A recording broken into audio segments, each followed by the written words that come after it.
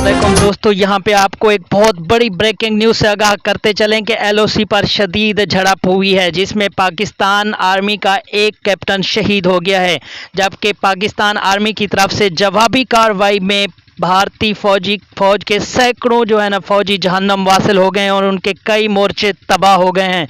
दोस्तों, खबर की तफसील में जाने से पहले हमारी आपसे एक छोटी सी गुजारिश है कि हमारे चैनल को सब्सक्राइब करें और साथ ही लगे घंटी के बटन को भी प्रेस कर दें।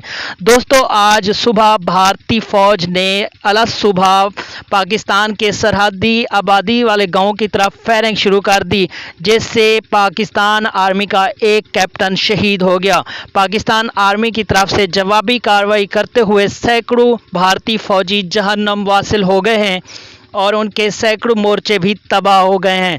दोस्तों, आपको ये खबर पाकिस्तानी मीडिया नहीं दिखाएगा, लेकिन हम आपको पूरी खबर दे रहे हैं, सच्ची खबर दे रहे हैं और 100% ये खबर सही है। दोस्तों, ये जल्द ही न्यूज़ में भी चलेगा। इंडियन मीडिया जल्द ही जो है ना चीखें मारता हुआ आपको नज़र आएगा। दोस्तों, ये थी हमारी पूरी खबर।